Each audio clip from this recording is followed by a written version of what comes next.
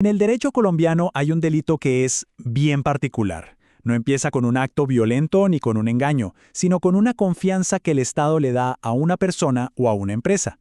Hoy vamos a desglosar qué pasa cuando esa confianza se rompe, la omisión del agente retenedor. Para arrancar vamos a plantear una pregunta que parece sencilla pero que tiene mucho fondo. ¿Qué sucede cuando el Estado le dice a una empresa, oye, ayúdame a recaudar este impuesto, y ese dinero, que ya es público, nunca llega a su destino? Esta pregunta es el corazón de todo lo que vamos a analizar. Este será nuestro mapa. Primero, vamos a entender por qué se le llama un delito de confianza rota. Después, veremos su anatomía, cómo se configura. Luego, un poquito de historia sobre cómo ha evolucionado la ley. Y aquí viene lo bueno. Las dos vías muy diferentes que tiene el Estado para cobrar. Esto nos mete de lleno en el debate central sobre si es un castigo justo. Y cerramos con por qué todo esto es tan relevante. Muy bien, entremos en materia.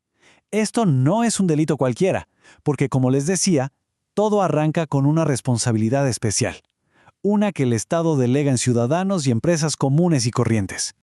La figura clave aquí es el agente retenedor.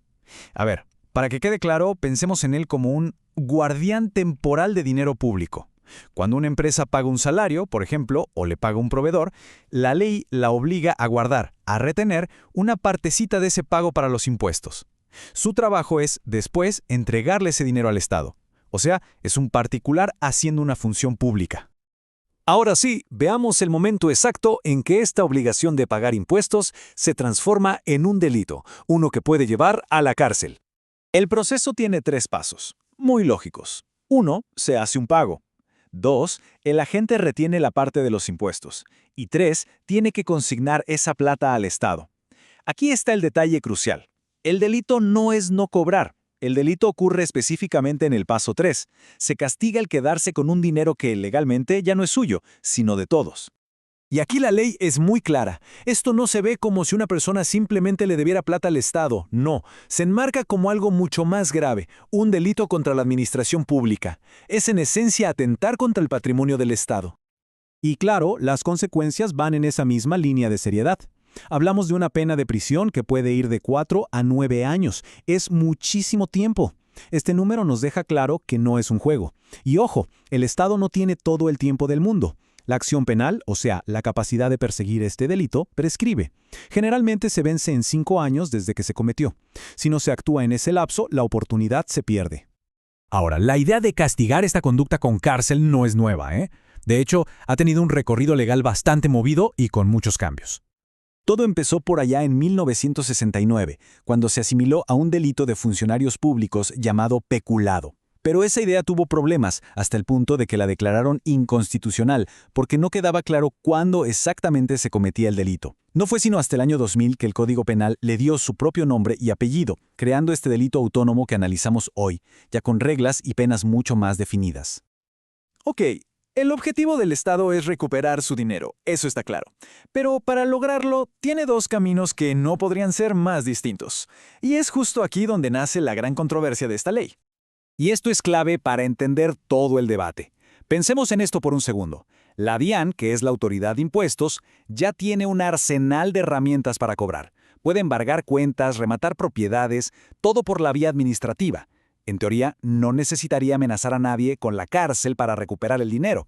A ver, comparemos estas 2 vías. Por un lado, la DIAN te puede embargar y poner multas. La sanción es económica. Por el otro, la Fiscalía te abre una investigación que puede terminar en la cárcel. Son 2 mundos completamente diferentes para solucionar el mismo problema. Y la diferencia en las sanciones es abismal.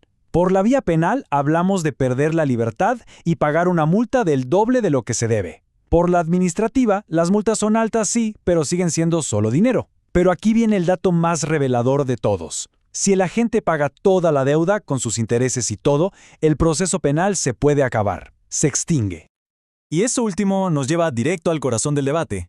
¿Es la amenaza de cárcel una herramienta realmente necesaria para el Estado? ¿O es más bien un castigo excesivo, desproporcionado? Para entender la discusión, hay que conocer un principio clave del derecho: ultima ratio. La idea es bastante simple en realidad. Dice que la cárcel es la herramienta más dura que tiene un Estado, y por eso solo debería usarla como el último recurso, cuando ya todo lo demás falló. Una visión crítica basada en las fuentes de este análisis Argumenta que, al permitir que el pago anule el proceso, la ley penal se desdibuja. Deja de ser un castigo por un delito y se convierte en una herramienta de presión muy efectiva.